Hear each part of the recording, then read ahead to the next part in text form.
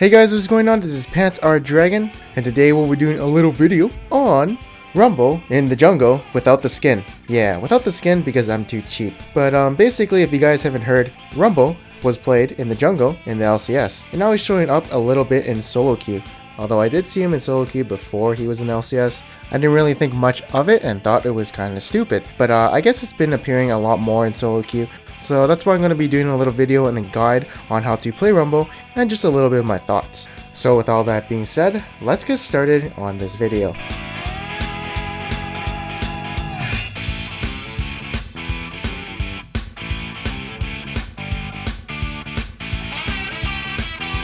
Alright, so one of the reasons why he is being played in jungle is because of the runic echoes, like every other jungler I've actually done in the past few weeks. Now, one good synergy with Rumble and runic echoes is his base movement speed is 345. I did screw up in my Gragas video where his was actually 330, but this time I double checked and I got it correct. But basically he's going to be really fast with percent movement speed, and he can be very mobile around the map, especially with his W, giving him movement speed too. The next big thing I want to emphasize a lot with Rumble is he does have really good clears, surprisingly. So he has really good clears because all his skills can be spammed, since he does have an infinite resource technically, so he can just keep spamming Q, W, and E. Although I do know that his Q does half damage to minions and monsters, it's still good for clears. He also has his overheat passive to take down monsters faster, and his W lets him actually not take a lot of damage in the jungle. So I do feel like his early game clears are really good. Next up, he also has pretty good base damage, and when he has a full pen build, he's really strong. So he's got some damage in him. And he's actually a pretty good duelist because his Q, does a bunch of damage to champions, and it's up pretty often. So he's actually someone you don't want to really screw around with. And overall, he actually has a pretty decent early game. Now, there are some cons about Jungle Rumble that I do feel he has, and one of them is that he falls off late game. Compared to someone like Diana who can burst squishies and is melee and scales really good with AP, Rumble on the other hand, he kinda falls off a bit because enemies starts getting MR, and you can see his damage is not actually there anymore, it's kinda going away, and he's not the best tank, so all he really is this guy who slows people with his R, his E, and I guess his Q if you have Rylai's Crystal Scepter. Since he's not the best tank, he's very prone to getting nuked down. And he's somewhat useless when he's behind. Even though he does have great base damage, he needs kind of like M-Pen items to help that do more damage, and there's not a lot of utility in him.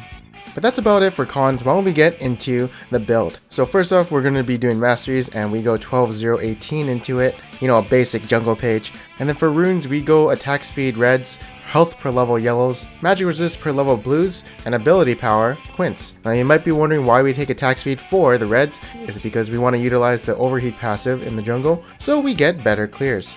He also has 0.644 base attack speed, so it's a little bit above average. And finally, you're probably wondering about the item build. It goes a little something like this. As you can see, I'm emphasizing on the M-Pen while trying to be beefy.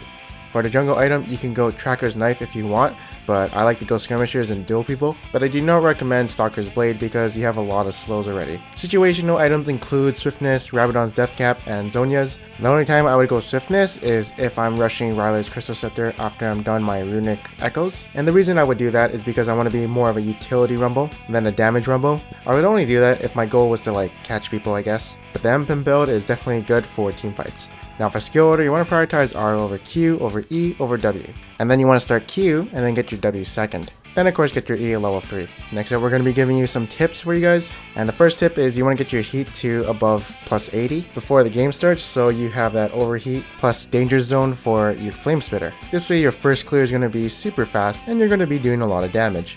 Next up, tip number 2, in general, you want to watch your heat levels. So depending on how much heat you have with Rumble, you want to see how much spells you can use next before you overheat. So for instance, if I want to do more damage and I had 90 heat, I'd probably want to use my Q. But if I'm trying to catch someone, it'd be my E. If I want to get away, it'd be my W. But one thing for sure is before a team fight starts, make sure you aren't overheating already, because you can't cast your R when you're overheated. Only your second charge of your E. For the next tip, use your R when enemies can't escape it. So when enemies use your dash or enemies who don't have a lot of mobility, or champions who are vulnerable to Rumble's ultimate. It's really good as a follow-up initiation if you have some sort of initiation like Malphite or something like that. But it's not really the best initiator since it does damage per second, and you want people to stay in your equalizer. For our next tip, in battle, wait until your heat drops to like a 5 number.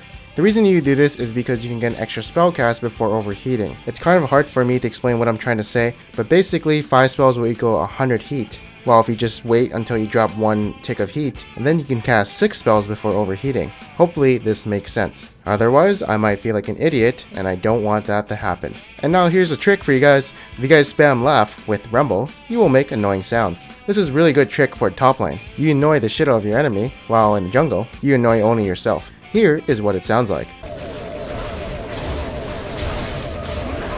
Okay, that was annoying. So anyways, let's wrap it up. So final conclusions about my thoughts on Rumble. I think he's pretty good in jungle, maybe better than top lane, but I don't think he's top tier jungle. I think he's more of a niche pick jungler. Like, I think there's several better AP junglers like Nidalee, Elise, and Gragas, but I mean, if they're all banned, I'll definitely play him. But there's also physical damage junglers like Graves, or if you prefer tank junglers, but I'm just talking about, you know, the AP jungler category. He's definitely high up there in the AP category, and Rumble as a jungler is definitely something unique and out of the blue, and it's definitely very fun, especially in the early game where I was surprised from his clears. So I recommend trying it out in Nermos, but if you like it a lot, maybe try it out in rank, but in no way do I think he is OP.